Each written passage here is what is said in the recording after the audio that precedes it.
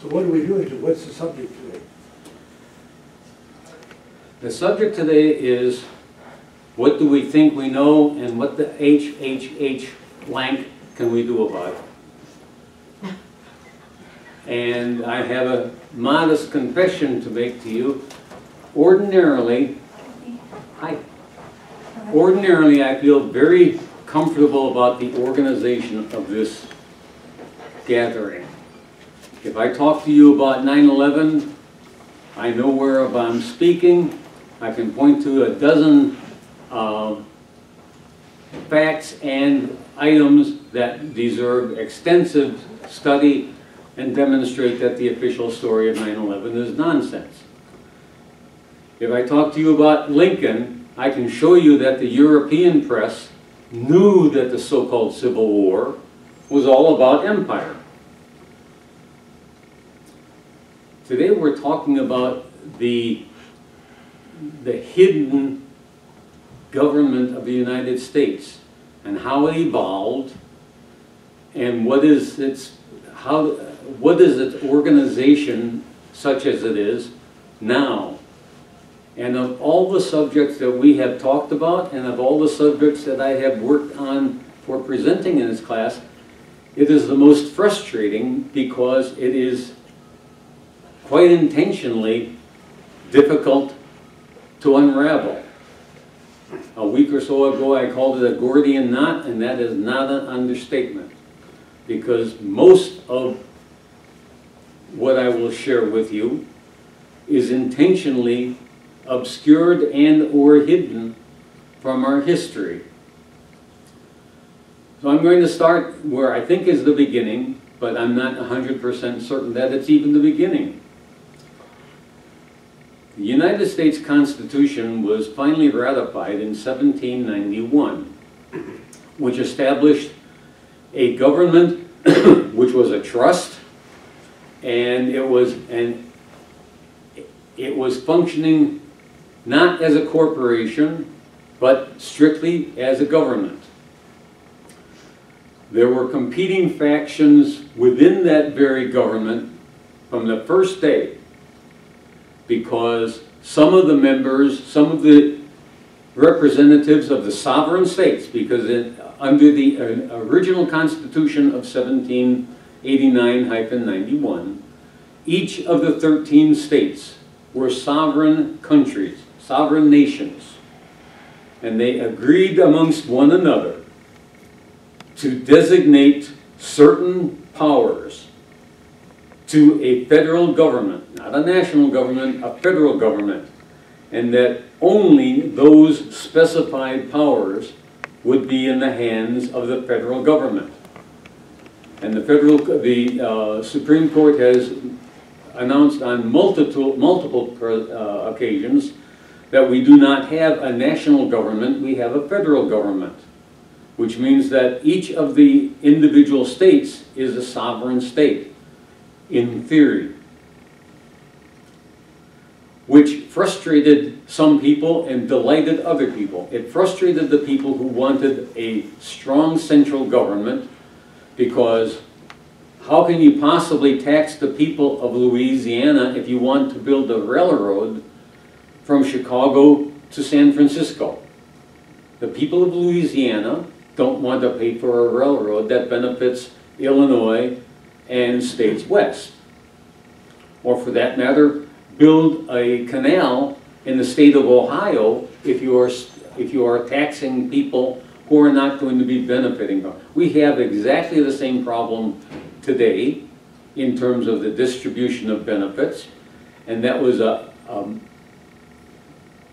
enormous problem in the first 50 years of the federal government. The other faction was perfectly happy to let the federal government defend the sovereign states from outside interference. Defend the states against Great Britain, Tsarist Russia, which was never a problem, certainly defended against the government of Mexico, which subsequently suffered the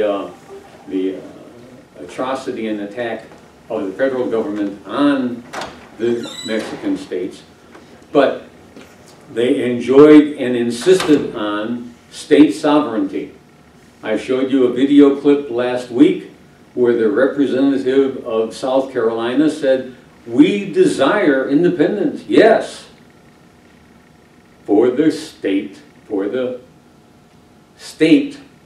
of South Carolina." And when South Carolina achieves independence from Great Britain, we don't want to surrender our sovereignty to New Englanders. And this conflict between sovereign independent states and a strong central government existed until 1860. It started to be eroded, and here I'm pointing out factors in the national evolution. In 1845, the jurisdiction of the sea was extended to the land. So let's go over the issue of sovereignty and jurisdictions for a few moments. From the Middle Ages, there were conceived to be and accepted to be three jurisdictions: jurisdiction of the air, jurisdiction of the land, and jurisdiction of the sea. The jurisdiction of the air pretended or asserted jurisdiction over spirits, souls, and at that point in time, presumably anything that flew in the air, which was not a problem at that time because we didn't have airplanes. I am certain that subsequently the jurisdiction of the air was taken over by the jurisdiction of the sea. That's a different issue entirely. The jurisdiction of the land was held by sovereign states and sovereign individuals. And the jurisdiction of the sea was held by, at the time of the Declaration of Independence, was held by the Crown of Great Britain. And the jurisdiction of the sea was exercised by admiralty courts and dealt with commercial matters, which makes sense. The jurisdiction of the sea basically was concerned with international commerce. There was no such thing as international commerce of the land in the 1700s. Tradespeople traded across the street in local towns. Nation states traded with other nation states by sailing from point A to point B. Whether you're talking about sailing from Spain to Italy, or from sailing from Great Britain to Italy, or sailing from Great Britain to China. The commercial trade was the jurisdiction of the sea, and it was managed by international tradespeople, which brings us to some important definitions. And that is that trade is conducted between individual people. And I even hesitate to use the word people because, as John Henry Hill points out, definitions are very crucial. And a human being happens to be a monster, and a corporation happens to be a person. And a corporation was a person even before 1892, be that as it may. A tradesperson is one who has a trade name and deals in commerce as an individual person dealing with another individual person.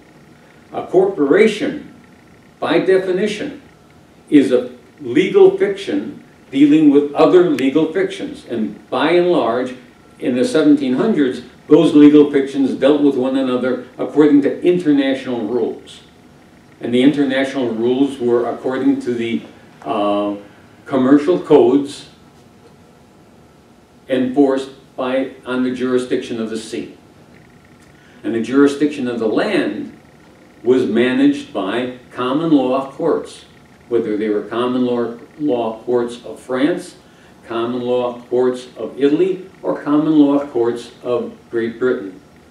And in our Anglo-Saxon tradition, our common law heritage derives from the common law heritage of Great Britain, starting with the Magna Carta liberate. In 1845, the United States Congress did something that was illegal. What they did is they decided that the jurisdiction of the sea should apply to commercial activities on the land. This was contrary to tradition. It was assuming a power that was not granted to the Congress in the Constitution and should have been opposed by the officers of the Supreme Court in 1845. And it wasn't. Now, there's a certain logic to extending jurisdiction of the sea to the land when you're talking about commercial codes. Because is there any fundamental difference between a commercial code as it is applied to a ship sailing from Great Britain to Florida from a commercial corporation in South Carolina doing business with another corporation in Massachusetts? You would think that that makes a kind of sense, doesn't it? If you're talking about corporation dealing with corporation, it makes a kind of sense to apply the same type of law, whether it's business transacted on the sea versus business transacted on the land. Where that falls down, where that fails the smell test, is that it tends to define common law issues as commercial issues. So that common law in Anglo-Saxon jurisprudence was confined to a man's property and a man's person. And it was common law, whether you're talking about the Magna Carta, whether you're talking about what is recommended. The whole dictum that ignorance of the law is no excuse has nothing to do with the statutes that Congress passes. Has everything to do with what everyone knows is fair and just, whether you're talking about the Magna Carta, whether you're talking about the Declaration of Independence, whether you're talking about the Constitution, okay? So, matters of law as it applies to individuals and their home and his or her home and his or her property tends to get squeezed into commercial law. Why did the Supreme Court allow that to take place? I'm going to suggest, without documentary evidence, that there were forces in the United States at that time that wanted to squeeze common law out, because common law is not manipulable by the lawyers. Everyone knows what common law is. Anyone who can read the Ten Commandments, anyone who can read the Gospels, anyone who can read the Magna Carta can be a decent juror in a common law court. That tends to frustrate the lawyers whose job it is to win, not to establish justice. And unfortunately, somewhere in the 18th century, no, somewhere in the 19th century, justice took a back seat in the United States to commercial law. Someone asked me a few weeks ago when that happened. Somewhere at the beginning of the 19th century, tradesmen were responsible for their goods, and if they failed to deal, they made good on their failure. By the beginning of the 20th century, the rule of caveat emptor, let the buyer beware, became the rule in commercial transactions in the West.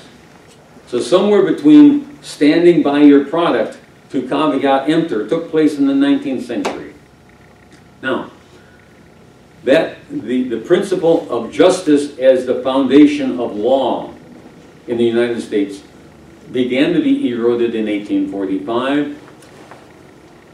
As I have mentioned on several occasions, the Civil War took place in order to extend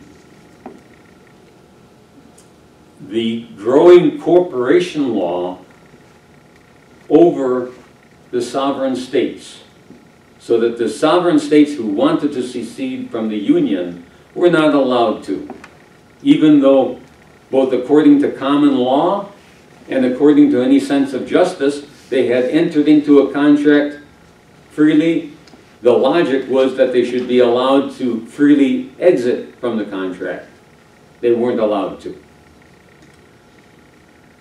By 1892, corporations had achieved the legal status of persons, so that both because of the several constitutional amendments that were enacted immediately after the Civil War, the constitutional protections given to individual persons were subsequently granted to individual corporations in 1892.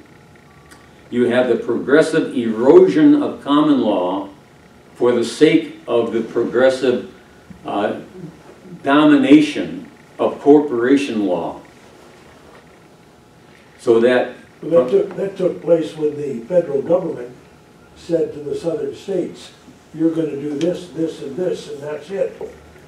You're absolutely correct, and that achieved further endorsement by the states in 1868 when martial law was declared in the southern states, which was totally illegal according to the U.S. Constitution. So the federal government found it convenient to establish a corporation, and by the establishment of the corporation, that corporation was permitted to do things in the rebellious states that the federal Constitution would not have allowed the federal government to do. So you started having a corporate government in 1868 that was embodied into the American Constitution in 1871. Dawn. I understood that the Bill of Rights was based on natural law. Correct. And so what seems like what happened then, if individual humans' rights were shifted to the admiralty law of the sea, and then corporations, which are fictions, are now being granted by the Supreme Court all of the rights that we thought we should have under natural law. But we no longer have those because progressively, because the vast majority of law, even the law that is taught in American law schools, is corporation law. It's according to the Uniform Commercial Code. 99.99% of that is corporation law. In fact, one of the ways that that has been arranged so as to deal with living persons is that when you appear in court, especially if it is a court, an admiralty court that has an American flag with gold fringe on it, you think you're speaking for Don Jones. What you have implicitly done by showing up in that court is that you are accepting responsibility for a legal fiction known as Don, middle name Jones. This applies even when you're talking about criminal law. You are accepting responsibility for a legal fiction, in my case called Paul Donald Meyer. And I have lost all of the constitutional protections of a sovereign person on the land by showing up in that admiralty court. Now, state constitutions, specifically Iowa, but most of the other ones that we studied when we were talking about community rights stuff, have the beautiful language of the Bill of Rights in them. All of the power is derived from the people, and the people have the right, when the government is not treating them fairly, to change that government. So somehow that has been taken away also. It has been taken away, but only because we have allowed it to be. One of the dictums of law is a presumption that goes unchallenged becomes a fact in the law. of that particular case. When you show up in the court, whether it's a state court that has an American flag with a gold fringe on it, or whether it's a federal district court that has the same flag, you have accepted responsibility implicitly. You have allowed the court to presume that you are submitting to their jurisdiction. Let me start at this point. There are 3 or 4 sources that I want you to be aware of, because I fully admit that I'm not going to complete this discussion today. One of the sources is Anna von Reitz, R-E-I-T-Z, and I think her website is annavonreitz.either.org or com, and you'll have to check both. Another one is johnhenryhill.wordpress.com. Another source is 1215.org, and I haven't had a chance to research that well yet, but it looks like a very reliable source. And the 4th one is Judge Dale. I don't have a website for him, but if you Google Judge Dale, there is some very useful information. A couple caveats, and remind me that I've gotten up to 1892, but no further than that. But I want to mention the caveats. Anna von Reitz seems to have her head screwed on very straight and nicely when she's talking about the law. If she's talking about metaphysics, ignore it. She might as well be talking about Little Green Man. John Dale claims to be a retired federal judge, and I strongly suspect that he is. When he's talking about matters that aren't pertaining to current federal law, he's as goofy as Anna von Reitz. The most reliable source I have found that seems to have his head screwed on straight on everything that he writes is John Henry Hill. Unfortunately, John Henry stopped writing in 2017. He's either been assassinated or died. He has two words of advice for you. If you possibly can, stay out of court. And he gives you advice on this. If you are summoned to court, send them a counter summons, which acts as a counter offer to deal with the matter at hand. You send it to the judge and to the clerk of court by name, not by office, but by their personal names, which acts as a counter offer so that they can respond to your offer or not. And if they do not respond to your offer, then their offer to invite you to their court jurisdiction is null and void. So read John Henry Hill, because he's a very valuable source. But I admitted to you at the beginning of this chat that a lot of what we know is peripheral, and a lot of it requires further study. And I'm going to invest $250 into a 2-day course on the law precisely to pursue it. Now, in terms of what is useful for you, if you choose, you can stop paying income tax. In the process, you need to stop. Most of the people in this room are at least eligible for Social Security. Most of the people in this room are at least eligible for Medicare. People in this room are eligible for food. You need to renounce all forms of federal assistance. In addition, you need to send letters to the director of the IRS, which is different from, and you need to send a letter of renunciation of volunteering to the director of the Internal Revenue Service, 2 different offices. Anna von Reitz has a list of things that you can do in order to unvolunteer yourself from paying federal income tax. I recommend that you, in fact, I will send her suggestion of actions that you can take in order to become a sovereign resident of the land rather than a citizen of the United States.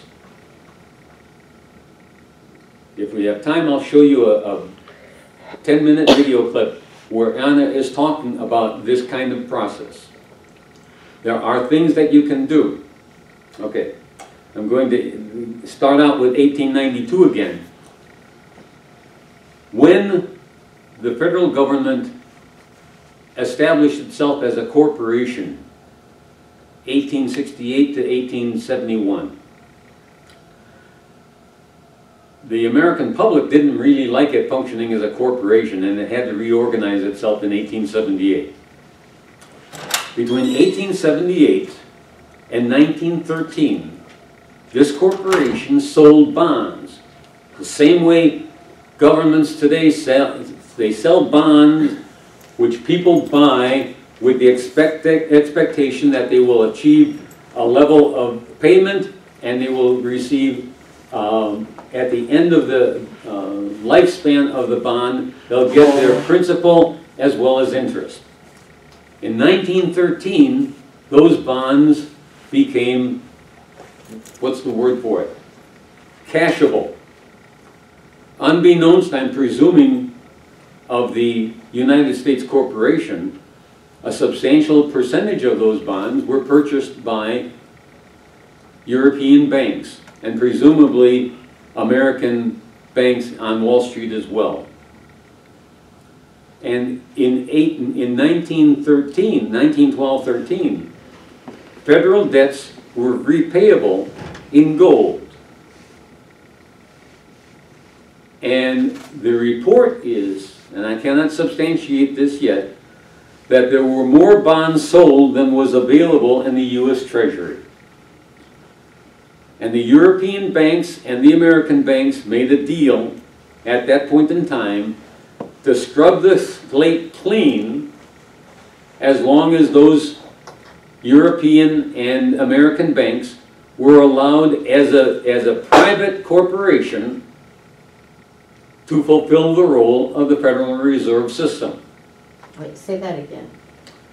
The arrangement, the agreement was that they would wipe the slate clean, they would cancel the debt in exchange for being employed as the corporation to act as the Federal Reserve banks. And it would be the bondholders who would be wiping the slate clean.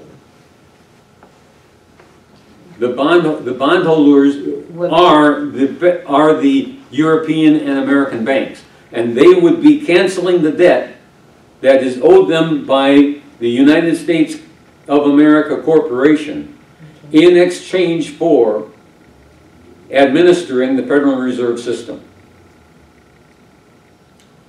Now, in 1933, actually in 1930, most of the countries of the Western world were bankrupt. Again, at that point in time, Franklin Delano Roosevelt, as a way of dealing with the bankruptcy, because this bankruptcy, the creditors at that point, again, were the banks of the Federal Reserve System, the European banks and J.P. Morgan, etc. At that point in time, Franklin Delano Roosevelt made a comparable deal. He took the, let me stop that sentence. When you were born, the state in which you were born established a foreign situs trust with the commercial bank system with your trade name on it. Okay? So your trade name, your official name, was and is also the name of a foreign situs trust. In 1933 or 4, forgive me for an ambiguity on that, Franklin Delano Roosevelt, at least illegally according to Louis McFadden, signed over all of those foreign situs trusts to the Federal Reserve System. Basically, Roosevelt said all of the property and all of the labor of all of the people of the United States will act as security for the debts of the United States to the Federal Reserve System. Now that was done without your permission, and certainly was done without mine, and according to McFadden, it was an illegal procedure. But since then, and at least since 1944, both the federal government and the state governments have been progressively turned into corporate states rather than sovereign governments. And this is confusing, and I'll play a segment of Anna van Rijks. As long, between 1868 and 1933, as long as the President of the United States was also the President of the United States Incorporated, there was no conflict of interest. You didn't know whether you were dealing with the President of the United States as the government or the President of the Corporation of the United States. And it didn't really make any difference. In 1933, or actually more particularly in 1944, the Treasury of the United States became the bank for the International Monetary Fund. And this is according to a statute that was passed by Congress and signed by Franklin Delano Roosevelt. Up until that point, there was no conflict of interest between the President of the United States as a government and the President of the United States Incorporated. Once the IMF was involved, you have different loyalties, and is the President acting as the President of the United States with the purpose of serving the people of the United States? Or is he acting as the President of the United States Corporation, acting under the instructions and the wills and wishes of the International Monetary Fund? Two different loyalties. The evidence suggests that we have not had an election for a federal office, President or Senator or House of Representative, for the federal office since 1944. Couldn't tell the difference, could you? I had planned on starting this discussion. That's as far as I want to take you with this, because I've laid on you something that is almost literally unbelievable. You don't have a federal government right now. You have a corporation functioning as a government. Okay? Paul, can I ask you a question? You said there's a foreign situs trust in each one of our names. Which trust is now owned by the Federal Reserve System, which is a fundamentally a foreign bank system. How could we know that? Where could we look it up? I mean, a trust is normally not a trust until it's legally created. So let me describe how it functions, and then perhaps that will make it clear.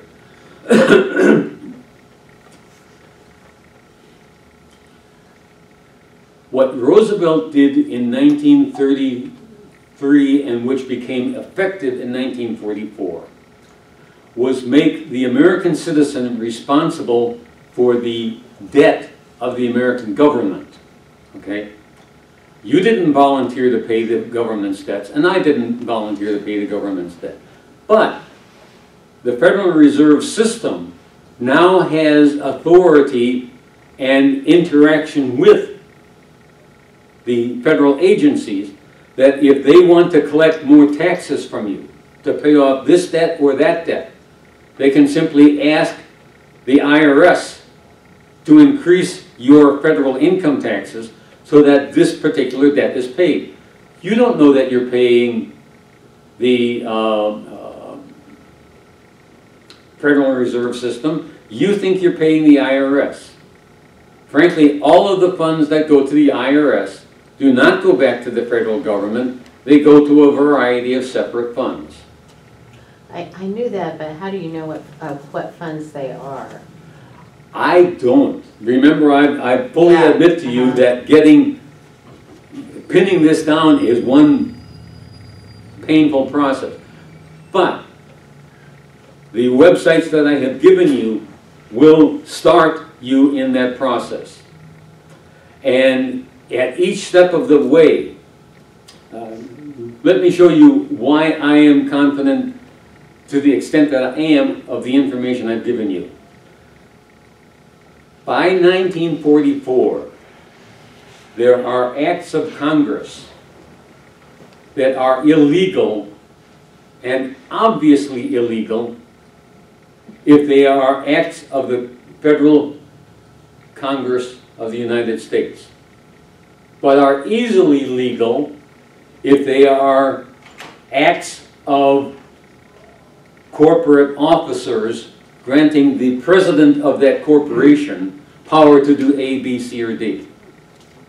Prior to that time, there was no conflict of interest between being a corporate officer and being a congressperson or a senator or president of the United States.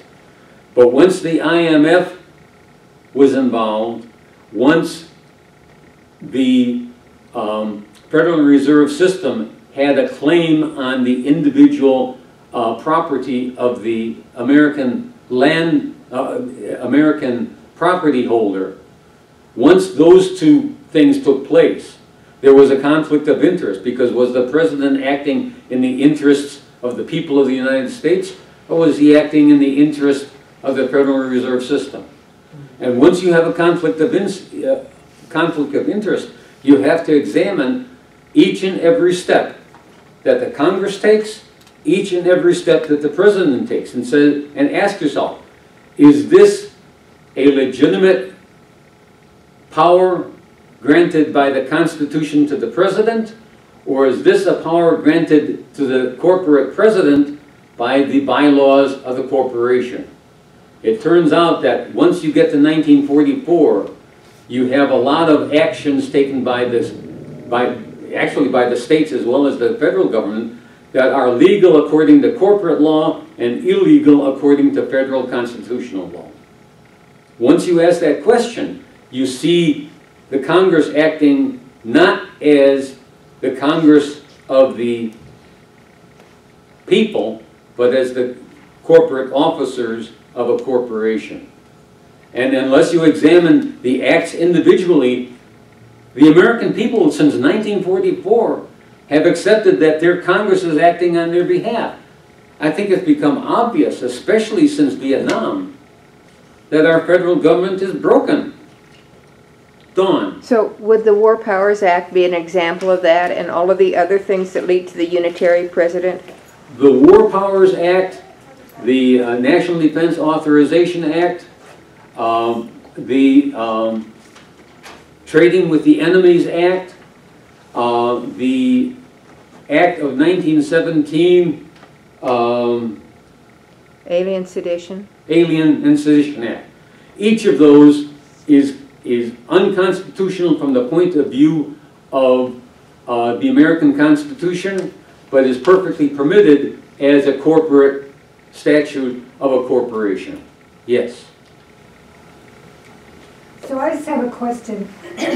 My understanding is that our founding fathers were already capitalists, white men, slave owner. If you tell me, well, but so that the Constitution was written in such a way to give preference to people with property and money and power. And When you so- say it that way, you're absolutely correct. So the seeds of it, so what I'm asking is what you're describing, all of which is interesting and unfamiliar to me, but Right. is it something different then, or an aspect of the creeping centralization and monetary power of ruling elite in capitalism? Is it something different from a mechanism of capitalism? It's a creeping reduction of humanity in subservience to corporate power that started probably before the ink was dry, was pursued in 1845, pursued again in 1860, pursued again in 1868, pursued again in 1892, proceeded again in 1913. I would say, in fact, I'm going to show you a video where Chris Hedges is chatting with Ralph Nader, and I've intentionally got the speakers so that even if you can't see him, you'll be able to hear him. That my only quarrel with it is Ralph Nader is wrong by at least 60 years in terms of when he says the erosion of the constitutional republic took place. He pins it somewhere between in the 1960s or 70s, and I would pin it 1860. And how much credit do you give to the capitalist system? I mean, that's what I'm asking. Are you describing something different from that, or are you describing an aspect of that? Capitalism grew teeth and claws in the second half of the 19th century. When Rockefeller and Vanderbilt and etc. succeeded in vertical integration of a multitude of industries, they achieved a power that the individual companies did not have. Rockefeller himself said, competition is a sin. There is a reason that there are 7 major oil companies, because it's much more profitable for 7 companies to cooperate than it is for them to compete. And the attempts at controlling the, what's the word when everyone gets together? Monopoly? Monopoly, thank you, Don. The governmental efforts to control monopoly failed miserably because progressively the government was purchased by the corporations. And that took place, say, between 1870 and 1920, with each step. And each step that was successful made the next step more successful. Now, I'm going to play that in a second. I want to tell you something that is, to my mind, very encouraging. Because I've described an absolutely unbelievable situation to you, haven't I? I've described a situation to you where you haven't had a federal government for roughly 80 years. It's been in what Anna von Reitz calls abeyance. We have territorial states that are administered by corporate officers. The only reason it works is that the American public still think that they have a government of laws and that they are protected by the Constitution. If they ever learned and believed that they don't have a government of laws and that they are not protected by the Constitution, you'd have a revolution in this country. You'd have the combination of the far left and the far right and the middle saying, out. That gives me a great deal of hope, because even if we make a change, even if Move to Amend succeeds, we can continue pushing. We as people who want to regain control of our government, and there are a multitude of ways. Anna von Reitz offers some ways, 1215.org offers some ways, John Henry Hill offers some ways. And I was, for everyone whose email address I've got, I will send you the things that you can do to be involved. The very fact that our government sits on a house of cards makes it vulnerable to change. Because the very last secret the ruling powers want is to be exposed to be as vulnerable as they are. We can get a whole lot done. And Ralph Nader describes what it will take to change our government, and will we ever regain our sovereignty as individuals? I doubt it. But I will tell you this, that if we push, and if 1% of the American population pushes hard enough, they will get change, because the last thing the ruling elite want is to be exposed as being as naked as they are. They are as naked as jaybirds if the American public ever finds out about them. So I'm going to play that now. If you come up with other questions, I do have your email address now. And Dave, well, your father will share with you. Is there anyone here? You have avoided giving. No, I have provided it. You did. Yeah, but I can do it. You provided it for Jane? Because I don't have it yet. I'll give it to you. Okay. I'm not sure. It's the first time in about half a year that I've had any genuine hope, because I look at how strong the ruling elite are, and I lose a great deal of hope and confidence. I now know how vulnerable they are, because if they were functioning in a system of law, they would be invulnerable. They're not functioning under a system of law. They're functioning under a system of public confidence and belief. And you know what? As soon as that confidence is broken, they don't have any authority. Let's get this up, and I hope you enjoy it. And with a little luck, you'll have some additional questions. 12 words, not that.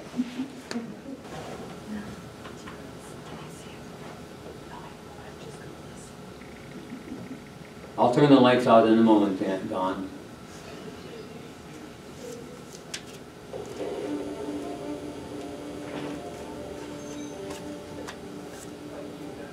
Welcome to On Contact. Today we discuss the corporate coup d'etat that has seized power with the passage of former presidential candidate Ralph Nader. So we have all these myths that operate like a democratic society. No. Rots slowly by definition, and we have been decaying and disintegrating our democratic institutions for over 40 years now. Forget the paralysis of Congress. Forget the idiocy of a press that covers our descent into tyranny as if it were a reality show starring our maniacal president and the idiots, porn stars, and kleptocrats that surround him. Forget the noise. The crisis we face is not embodied in the public images of the politicians that run our dysfunctional government. The crisis we face is the result of a 4-decade-long, slow-motion corporate coup d'etat that has rendered the citizen impotent, left us without any authentic democratic institutions, and allowed corporate and military power to become omnipotent. This crisis has spawned a corrupt electoral system of legalized bribery and empowered those public figures that master the skills of entertainment and artifice. And if we do not overthrow the corporate forces that have destroyed our democracy, we will continue to vomit up more monstrosities as dangerous as Donald Trump. Trump is the symptom, not the disease. Joining me to discuss the decay of our democracy is Ralph Nader, who has been fighting corporate power longer and with more integrity than perhaps any other American. Ralph, thank you. Thank you. Let's talk about that corporate coup d'etat, which you rang the alarm bells about 3 and 4 decades ago with Tony Coelho, the Clintons, and yet it appears in the Trump administration that we have been ratcheted up, to a whole new level. Yeah, well, here we are in corporate-occupied territory, otherwise known as Washington, D.C. Right. And I've seen it over the years become very sophisticated expression of the plutocracy. And so you have the plutocracy ruled by a few wealthy, developing an ever more penetrating oligarchy ruled by a few politicos. indenture to the super wealthy. And you have to give them credit. With their corporate attorneys, they have developed one of the most sophisticated controls of a formerly democratic society in turning the very institutions, Congress, the courts, executive branch, against the people whose power they receive under our system of delegated authority from the sovereign people to their government. It's a brilliant achievement. Brilliant because it doesn't rest on the iron boot or smashing doors at 3 a.m. Well, they'll do that in poor neighborhoods. They don't have to do that in most places. What they do is simply keep the myths alive. Like we have democratic elections. We do not. Right. The democratic elections require that votes are supreme, not big money. They require contested candidacies, not a two-party duopoly that increasingly reflects the same commercial interest. They say we have a free press. We do not. We have a press that's indentured to advertising revenue, and they themselves are now conglomerate corporations, you know. And 5 big ones control most of the circulation and viewership in the country. So we don't have that. They say we have a free judiciary, independent judiciary. But somehow on the big questions of abuses of power, like going to war without congressional declaration of war, which is a requirement under our Constitution, and we have not had a declaration of war since 1941, when Japan attacked Pearl Harbor. The courts have a very convenient doctrine. It's called, this is a political question, invading Iran, and we don't deal with political questions. This is to be decided between the Congress, which abdicates its duty, and the presidency. And then when citizens say, we don't believe in that, we're going to go to court and go all the way to the Supreme Court to challenge this illegal war of criminal aggression against Iraq. They have another convenient doctrine. It's called, you have no standing to sue. So all the American people have no standing to sue, dealing with a criminal war of aggression and the soldiers that go over there and all the Iraqis who died. Well, who has standing to sue? Only one person, the Attorney General. And guess who his boss is? The President. It's not about the student, the President. So we have all these myths that operate by a democratic society. And obviously, a democratic society rots slowly by definition. And we have been decaying and disintegrating our democratic institutions for over 40 years now. One of the ways they do it is by judicial fiat, Citizens United, or, of course, denying you standing. So when President Obama signed into law Section 1021 of the National Defense Authorization Act, which overturns the 1878 Quasi Comitatus Act, prohibiting the military from acting as a domestic police force, I sued him in the Southern District Court of New York. We won.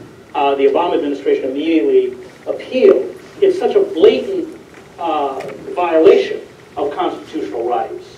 And the way that they kept it in law was denying my standing. And when Carl Mayer and Bruce Afron filed a cert or petition to the Supreme Court, they denied standing. That's the way it is. And it's a phony standard. It comes from medieval England, which says that you are thrown out of court if you don't have a specific interest to sustain the lawsuit you filed against the Crown. Well, that usually now means an economic interest, that they have to be a corporation that might lose sales, for example. It's a very disturbing situation because, as I've said in my book, Breaking Through Power, it's easier than we think. Chris, it only takes 1% or less of the people really mobilized every congressional district. Let's say 3,000 or 4,000 people in every congressional district, which has 750,000 people on average. As long as they represent majority opinion on something, they can control the Congress against any vested interest. And we used to do it with far less than that, regulating the auto industry, getting through the Free Information Act, which is opposed by not only the bureaucrats, but almost every corporate trade association, because they didn't want government information on them available to the public. And we have to always ask, we don't need huge numbers of people. We need about 1% of the people spending 300 to 500 hours a year connecting with each other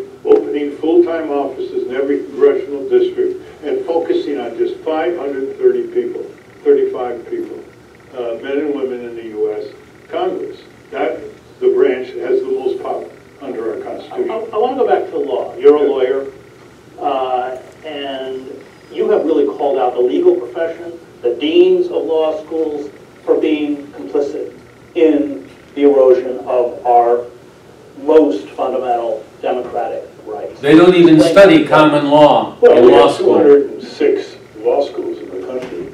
You would think they are the first responders to challenge the criminal injustice system, conditions in the prison, violation of civil rights, crushing consumer rights, and the government being taken over by corporations.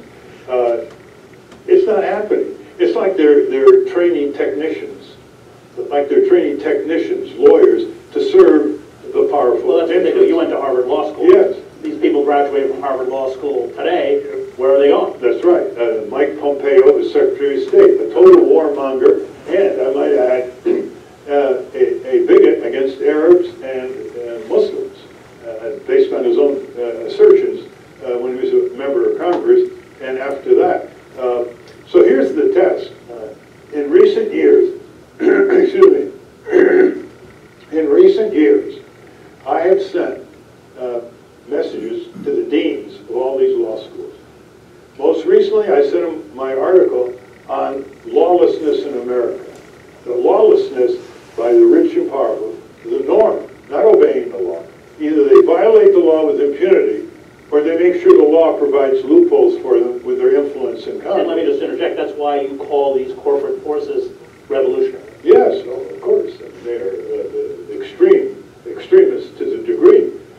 They really have no conscience, no soul. The corporate entity is an artificial being, driven maniacally by profit, and it rolls over anything that's in its way, or co-ops or preempts civil society forces, for the most part.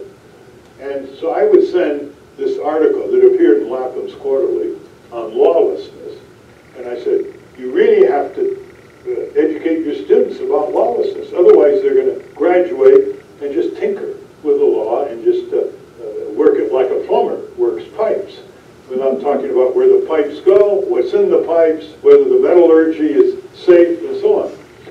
And I got like one response of over 200 deans. And I've done this repeatedly on all kinds of issues. They don't even respond. You go to law schools and you speak, and the law students are so clueless and fact-deprived about what's going on in this country in terms of the concentration and abuse of power, they don't show up. So we have a real crisis in the legal educational institution that breed the next generation of lawyers. And the lawyers are the architects of corporate power. Right. They're the architects of grinding responsible government into the ground and turning it into an accounts receivable corporate welfare crony capitalism for these big businesses, and giving these corporations immunities and privileges which we would never have as real individuals. They are artificial entities. They cannot be morally accountable like real individuals could be, unshielded by the corporate structure. Yet they're given the rights of individuals. Of course, they're treated, again, as But the rights of individuals, but they never have to pay the price for crime. That's right. The way individuals. That's right. A judicial coup in 1886 basically determined that corporations were persons for purpose of the Constitution. Most people don't recognize that the Constitution doesn't even have the word company, corporate, or political party in it. So why are we ruled by them? You see the distortion? Only persons recognized in the Constitution are real people. Starts out with we the people, not we the corporations. Great. When we come back, we're going to talk about another law school graduate from Yale Law School, John Bolton. Thank you. When we come back, we'll continue our conversation with author, political activist, and former presidential candidate, Ralph Nader. Welcome back to On Contact. We continue our conversation with author, political activist, and former presidential candidate, Ralph Nader. So we spoke a while ago, and you warned me about John Bolton. And now we have walked away from the Iran deal. This is something you are deeply concerned about. Why? John Bolton graduated from Yale Law School and forgot about the law.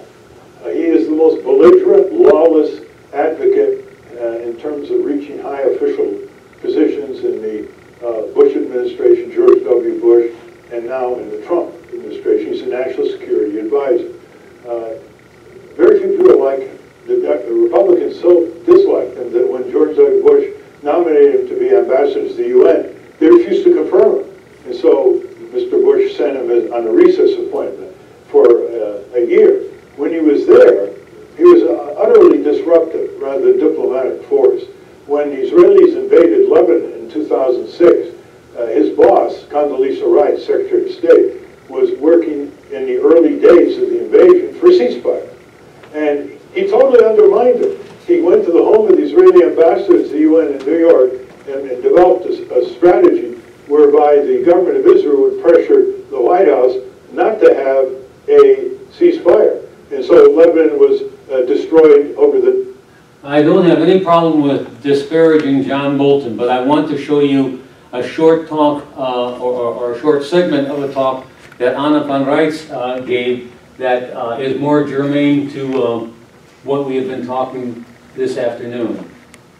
Let's get on here. And I worked very hard to see if I could get it.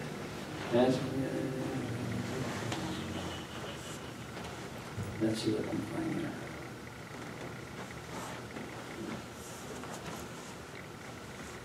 It'll take me just a second, but I can... Yeah, here we go.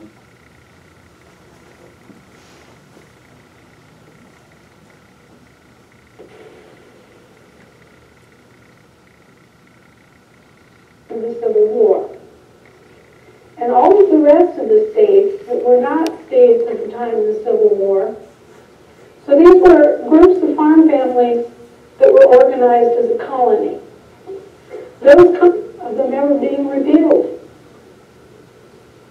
And what happened was this territorial corporation that is here under the provisions of Article 4 of the Constitution to provide essential governmental services. I have to let you watch a certain portion of it that's irrelevant because the sound gets funky if I try to cut in. They copyrighted your name, and that copyright is being held by the British Crown Corporation. So, your name is property that they used to accumulate debt against. It's called hypothecation of debt. And so they have run up your credit, just like any credit card snatcher, and want you to pay their bills.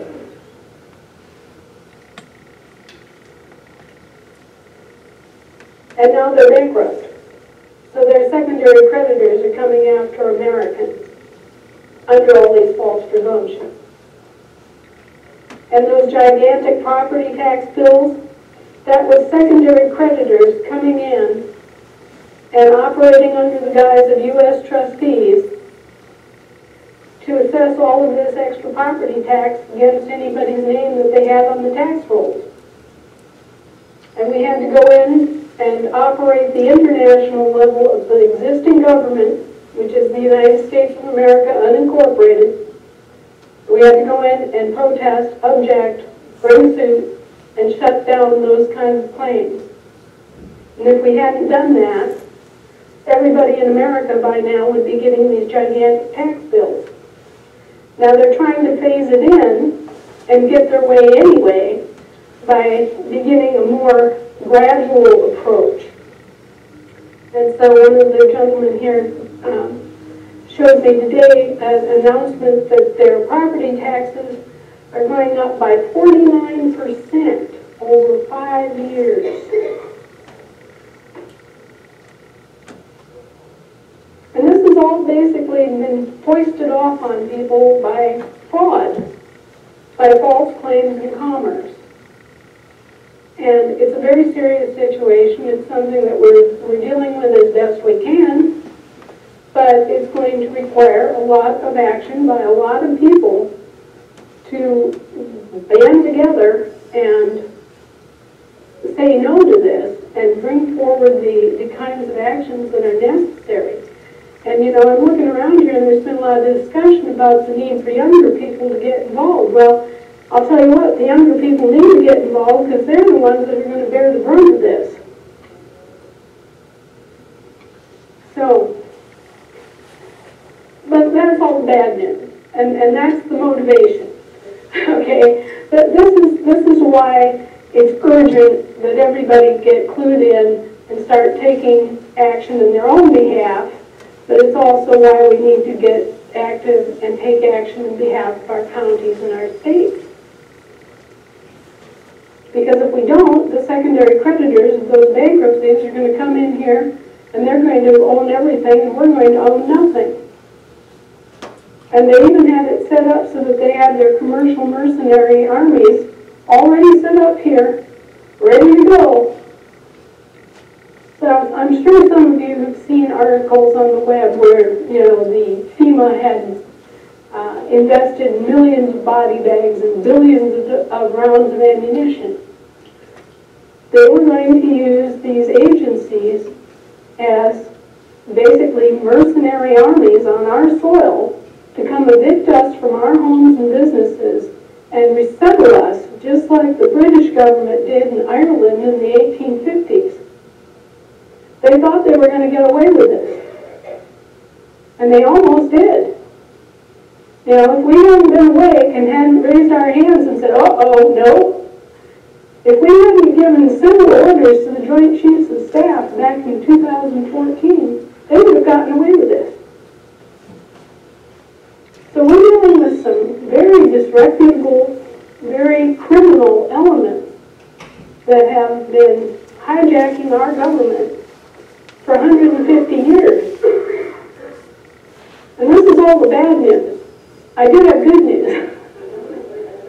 First and foremost, the good news is that we have been able to stop them. We have been able to operate the United States of America unincorporated is still standing. It is still populated. We are still here and we are still holding our ground. We're still objecting to all this. We've still brought forward all of the court battles. We have court cases in 6 major courts worldwide. We have gone to Rome. We have pressed our claims. We have done everything necessary to make sure that nothing bad happens to the American people. But I just felt like you all needed to know this is a very serious situation we're in, and we need to really pay attention. And when you get these gigantic tax bills, you'll know what the presumptions are that they're using to assess you 49% more over a course of 5 years. Or they're sending you a suddenly out of the blue a gigantic tax bill for, you know, $20, $30, $40, $100,000 that you're supposed to just pull out of your pocket and hand over to them. It's the secondary creditors of these bankrupt federal corporations. Now what can you do for you, for your own families? All right, this goes to the heart of the concept of capacity. Now we all work in different capacities. You might be here today as a member of this Republic Congress, right? That's a capacity.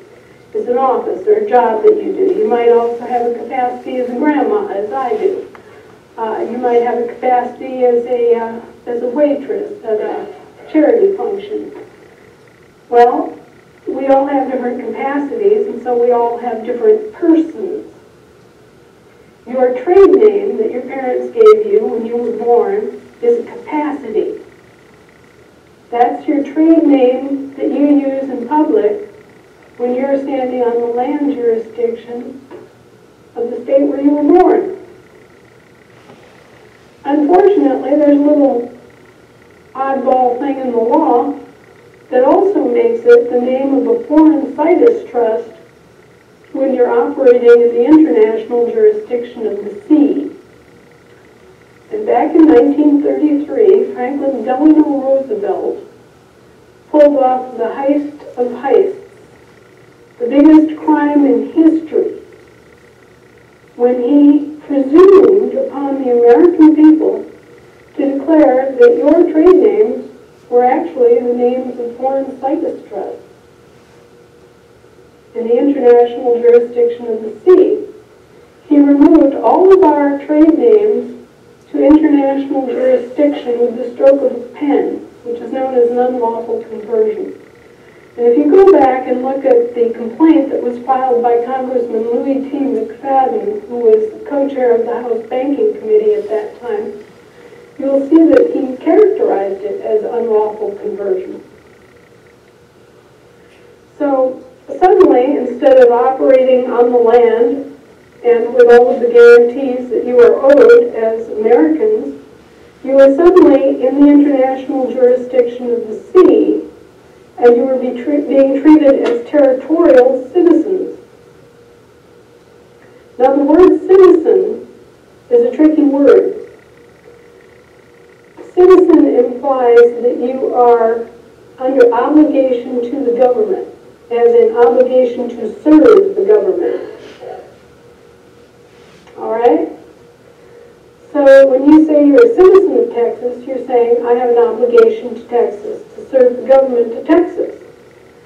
And when you say I'm a citizen of the United States, I'm under obligation to obey the laws and serve the interests and serve the duties of the United States.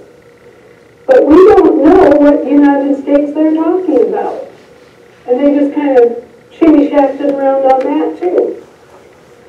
We think of the United States as America, the 50 states, right? Well, some of you were watching when President Obama referred to the 57 states. And everybody was laughing and saying, well, doesn't he know that there's only 50 states? Well, you see, he wasn't talking about our states. He wasn't talking about the national states, the ones that are mothballed. He was talking about the territorial states. And there are 57 territorial states. And we're all familiar with those territorial states. You've seen territorial states all your lives. Those are the ones that are using the upper lowercase state of Washington, state of Florida, state of Georgia. That's a territorial state. You've also seen municipal states of states. And those are the ones that are using the all-capital name. State of Washington, state of Idaho, state of Ohio. Those are all municipal state of states. So he was talking about the territorial state of states. He wasn't talking about our states. Why would he be talking about our states? Our states have been mothballed since 1860. He's running a completely different government than what we think he's running. Or he was, I should say. Thank God.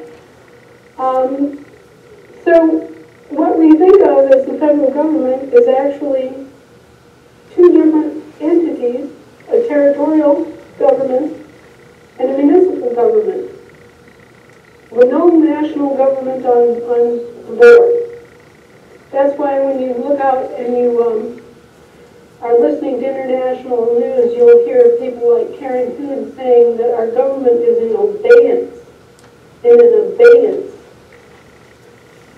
It's being held aside, as it might come back at some point in the future, but it isn't here now. That's what they're saying. Our national government has been in abeyance. It's been mothballed for decades.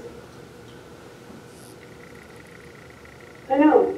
I can see some of you are looking at me and you're going, oh my, is this even real? Could this be possible? But yes, this is possible, and in fact, this is what's going on. And that's what we're fighting with every day.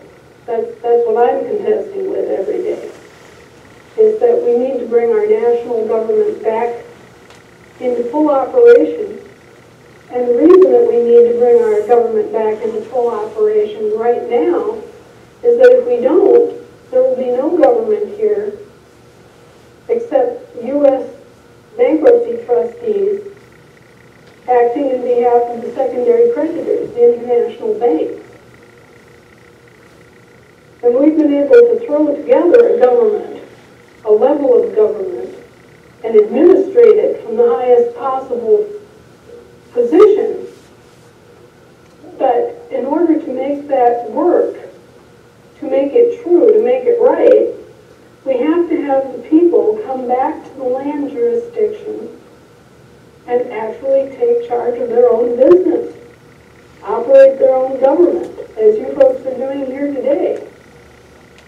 Because the ultimate responsibility of Americans is self-government.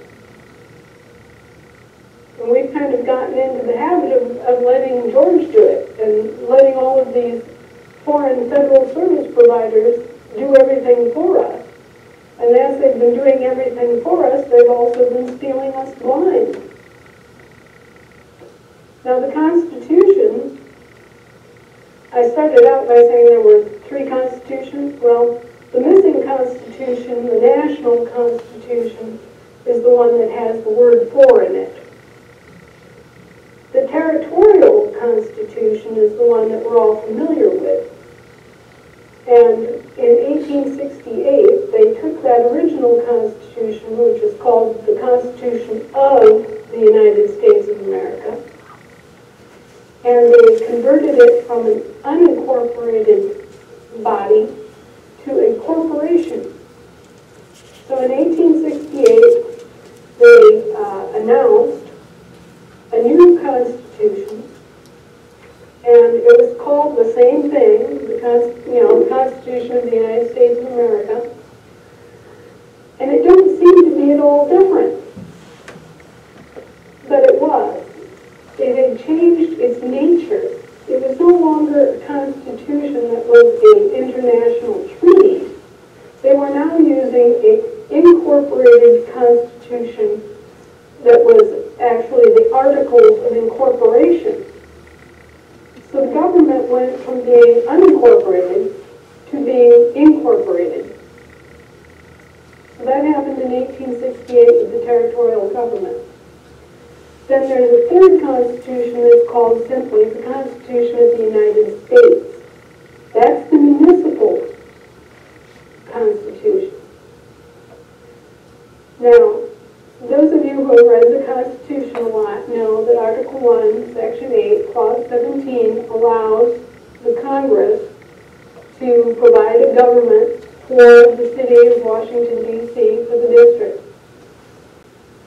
So they have the right to run a plenary oligarchy as a city-state, an international city-state, and that's what they've done. Now, as incredible as this may seem, they created that, they incorporated it, and they have run all of these state-of organizations as municipal states on our land. So, for example, the state of Idaho, all capitals, that's a municipal state-of-state organization. And it's an oligarchy, completely subject to every whim of Congress. So now you begin to see, if you're a citizen of the state of Idaho, all caps, you're in a different jurisdiction than if you were a citizen of the state of Idaho, upper lowercase. And all of this gets very, very confusing. And it's confusing for the members of the government and for those who have been providing governmental services. It's as confusing for them as it is for us.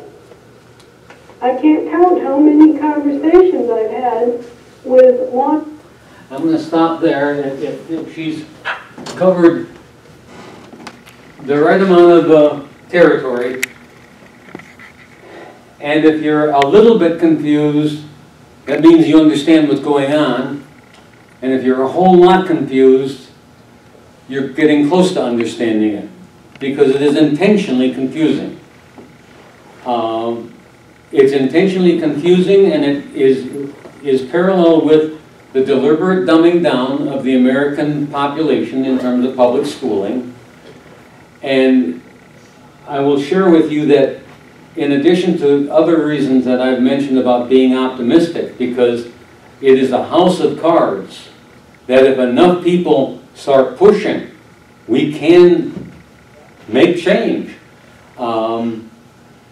It will require people to come to an understanding, but it's a house of cards that is subject to collapse. I'm going to tell you a little bit about the Tavistock Institute. It might be a familiar name to you. The Tavistock Institute is and was an institute for studying human behavior and shaping public opinion. It was involved in MK Ultra in the 1940s, and it is still very alive and active in terms of helping various corporations influence public opinion and studying how to subconsciously get you to buy X, Y, and Z and avoid A, B, and C. Still very active. The Tavistock Institute, which is intent on turning you into polite, obedient robots, is funded by a lot of corporations. And interestingly enough, those corporations, their primary interest in the Tavistock Institute is making sure that common corporate, the general corporation code becomes and continues to be the law of the land. The GCC is the commercial code that is the underlying code with all corporate law, all admiralty law. The common law, in contradistinction to the general corporate code, is common law. It goes back to the Magna Carta, it goes back to the Declaration of Independence, it goes back to what is commonly understood as the appropriate way of human beings to interact with human beings and to deal with my assault on Joe Aussie's property or Joe's assault on my person. Common law and corporate law are fundamentally different, and these corporations are very intent on Americans accepting corporation law as the law of the land. Now, since corporation law has absolutely everything to do with making money and incredibly little to do with establishment of justice, I know where the Tavistock Institute is coming from. I know where those corporations are coming from, and they would not be putting money into the Tavistock Institute if they didn't think they were vulnerable. And if they think they're vulnerable, I think they're vulnerable. We need to get people informed. We need to get people demanding their common law, constitutionally guaranteed rights. I'm going to point something out definitely, I promise, in closing. The government you hear about on television or radio or read about is doing a great deal to convince you that it is a government of law. You have the Supreme Court going through their elaborate procedure to test whether this is consistent with this element of the law or whether consistent with this amendment to the Constitution. 98% of that is kabuki theater. Nader and Chris Hedges pointed out correctly that when it was important, Obama got the Supreme Court to say that Chris Hedges didn't have standing. The only person who had standing. The law is manipulated to serve the corporations. I think everybody knows that, and nobody wants to admit it. Well, if we admit it, then we can start attacking it. The problem is how to get to it. Pardon me? The problem, see, there's a guy named Ollie Hertz from Lebanon and Cedar Rapids who's shipping guns back to Lebanon. Okay? Now, he wasn't infringing on anything except corporate profits. Okay? Now, he's sitting in jail for 25 years. And it's because of of this whole scheme of things that you're talking about here. The question is how to get to a system that would challenge this. And this is why we need the 3 million, 4 million people holding congressional representatives and senators' feet to the fire so that they serve the people rather than the corporations. And right now the American people are so stupid that they're voting against their own interests. And I think it's our job to educate them so that they stop voting against their own interests. Well, corporations have convinced us that what's good for the wealthy and the corporations is good for us. Which demonstrates just how dumb we are. Doesn't it? I don't know. I mean, most people, I would think, to some extent believe that. And because they're told it. Because they themselves might ask themselves, well, if I don't have a job at Rockwell making 25 bucks an hour, and I didn't even graduate from Kirkwood, what am I going to do? You are pointing out the problem that there is a substantial percentage, not a high percentage, but maybe 20%, maybe even 30% of the American population who would rather hitch their wagon to the 1% than identify with the impoverished 50%. But you know what? The French discovered long ago that sooner or later they're going to become part of the impoverished 70%. And that's when they picked up their sickles and swords and started having a party shedding blood. we had coffee this morning with a young fellow that we've known for years who works at Rockwell down here. And he's making this $25 an hour. Yeah. But he doesn't have a clue about what you're talking about. He doesn't know whose wagon he's hitched to. All he knows is that he's living really a good life. Mm-hmm. And that's all he wants. And his job, he works on the loading dock at Rockwell here in Coralville. And maybe you guys know this, I didn't know it. But they, at that facility, they make the guidance system for the Tomahawk missile. Which, I mean, I don't know how much closer you can get to the military-industrial complex than that. But we've known this guy for 30, 40 years. The nicest guy in the world. Of course. And with a total split, yeah, a personality split. This is his job, yeah, and this is his view of the world. Yeah. And never the two get together. Well, as far as he's concerned, he's helping to defend America. You know, if it ever came to that level. Yeah. Well, he's been sold a mess of pottage. I won't describe what it really is. He's been sold excrement and told he's it's the kind pottage. of guy that we'd have to convince. Exactly. I don't know how easy. It Well, is. we are working against the cartel. We are working against the media that's in collusion with the ruling 1%, and I'm opposed to violence, and I mean that quite seriously. But I will tell you, I'm also opposed to 500,000 people being killed by Rockwell Collins in Yemen. Mm-hmm. They're not killing anybody in Yemen. Pardon me? They're not killing anybody in Yemen. The Saudis are doing that. Yeah. With our equipment. But they bought it. They're entitled to it. That's the story. That's the story, ain't it? Anyway, well, we're gonna have to put the rest of the pieces in here. Well, no, I'm glad for your comment. Yeah. And you're absolutely correct. Look, in the 1930s, in Germany, there were 5%, maybe 10% of the German population that was really getting shafted. They came for the communists, they came for the union organizers, they came for the social. The Jews didn't get any serious problem until 1939. The Jewish communists got problems in 1933 because they were communists.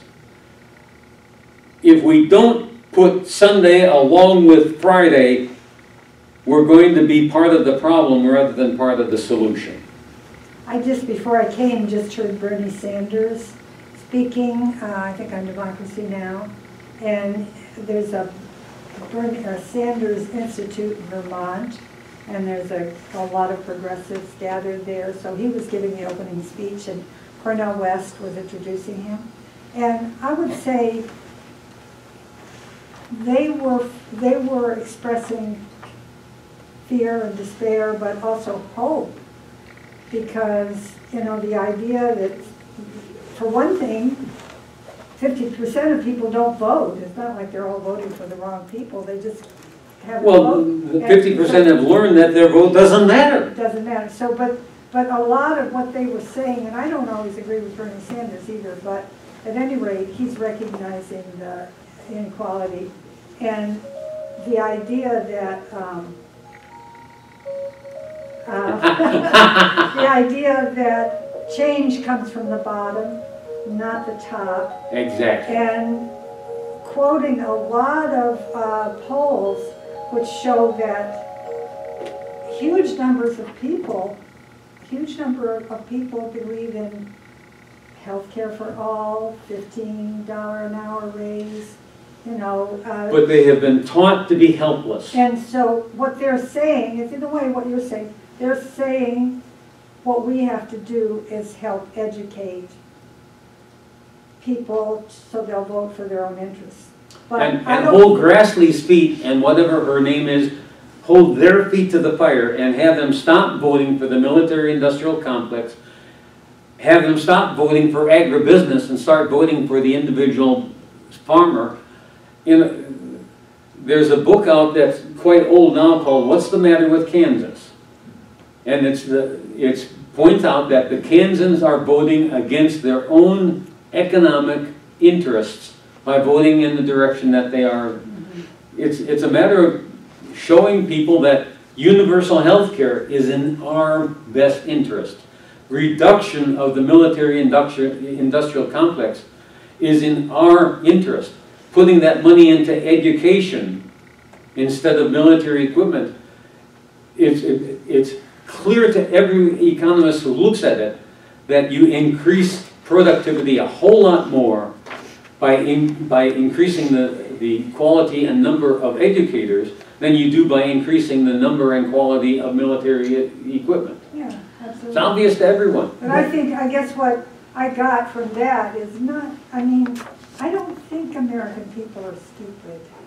I don't agree with that. I think there's a lot of explanations for what's going on, and I think there's an underestimation of how much power the corporatized media has to convince people of what you're saying, to convince people that, you know, the rich people are the... Perhaps stupid is the wrong word, Quinn. They're misled. They're misled, and they're misled by the corporate media. Yeah. So Also, everybody should consider, see, we in this room, you know, we have kind of a meeting of the minds, and our logic kind of fits in order on these issues.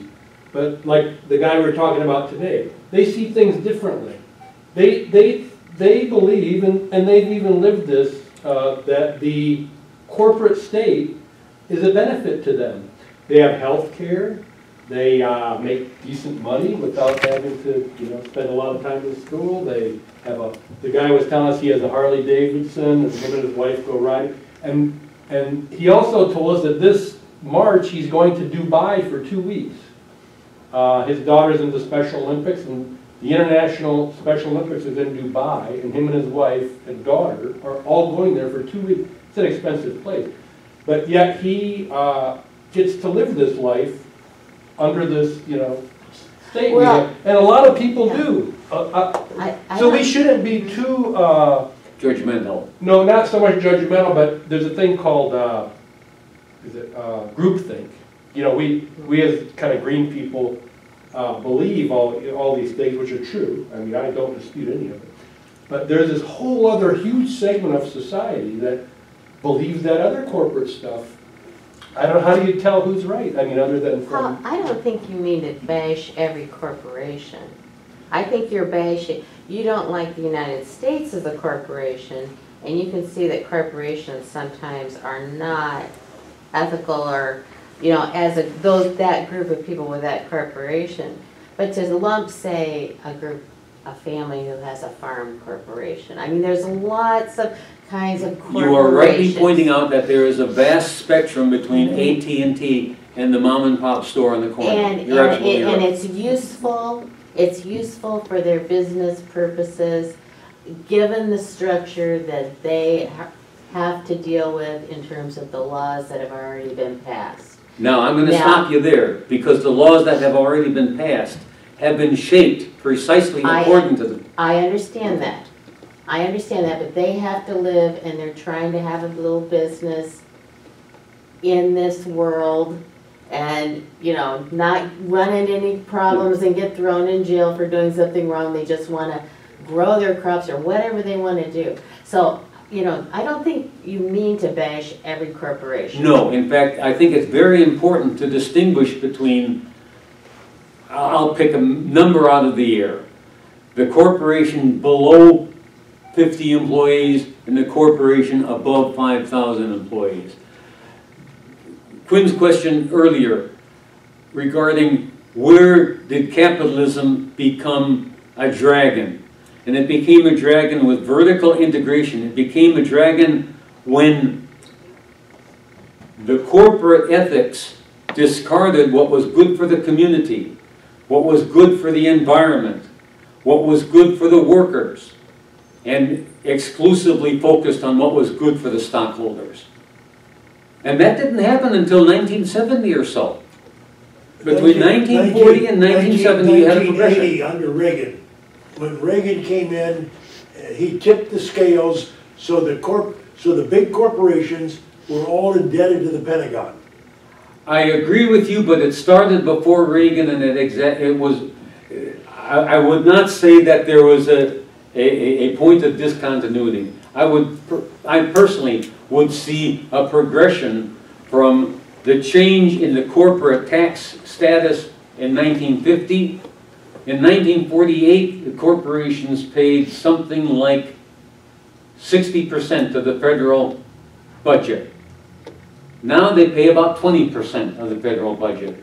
That was not discontinuous. Did not go like this. It went like this. I think, and this is the same point you're making, it goes back to when under Truman we decided we were going to have a standing army. That was a major aspect to it, yes. So, and not only a standing army, but we decided we were going to be on a permanent war footing. yes. Because Truman was led to believe that the only way to have prosperity in the United States was to be on a permanent war footing. Or defeat the communists. Yeah, well, that was the flag that was waved in front of the bull. Yeah. We're gonna have to. Janet. When you were talking about the vertical, you know, with Rockefellers and all of that. Vertical integration of corporations. Yeah, I mean, so at that time, and like during the Depression, I think a lot of people looked at Rockefeller as a bad guy, let's say. That whole J.P. Morgan, maybe. But then, I mean, there was just a few years ago, the biography of Carnegie was on the bestseller list, and everyone was reading it saying how wonderful Carnegie was, what he did for libraries in this country. And I was like, so people are still being brainwashed. Even the stuff that people knew before, they're still putting in those lies so that people are unaware. So. Which goes back to our job of maybe next time I'll play Norman Dodd's discussion. Because Norman Dodd is a great example of someone who learned to his own chagrin. He's born with a silver spoon in his mouth. He turned his back on the elite, and the elite turned their back on him. Now, he made a great contribution to the congressional investigation, but in the process of sharing his insights with Edward Griffin, he told us a lot about what the ruling elites were doing in 1908. In 1908, in order to change the shape and direction of American culture, they wanted to get the United States involved in a war. And in 1917, they sent a message to Woodrow Wilson saying, don't let it end too soon. Because war is great for business. And something I said yesterday, The role of the 99% is to bleed and die in the bankers' wars. I think we need to be listening more to the Native American who are gathering and protesting so much. You know, water is life. I've spent a lot of time looking at the scientific revolution in the 17th century happening the same time as capitalism was coming. And one of the effects of that was one of the changed ideas was that there's only the material world. There's no spirit. I mean, spirit is here and matter is here. And so it made it easier for them to exploit women, peasants. And man could be God. Yes, right. Man Get can rid be of God, get rid of spirit, get rid of... And so the whole moral issue, and I think that's something that's happening. It's kind of interesting, even Bernie Sanders, and I know he's picked this up from Reverend Barber, Poor People's Campaign, kept speaking about the issues being moral as well as... I wish he had taken that point of view when he was, you know, Bernie Sanders had a great domestic program when he ran, and he didn't say a damn thing about international war. And he didn't again today. Yeah. But he's good otherwise. Well, you know, Can't have everything. let's combine Ron Paul internationally and Bernie Sanders domestically, and you've got a perfect candidate. Perfect, yeah, how can we do that? Rand Paul was, what, standing up for stuff in Yemen? Yeah, I mean, Well, Rand Paul this week has been trying to get the Congress to stop funding the Yemeni war. no, Israel. Quit Oh. sending cash to Israel. Oh, Rand Paul? Yeah. He's been And, working on it. and Rand Paul is one of the few politicians who votes against the military spending bill. He is one of the few.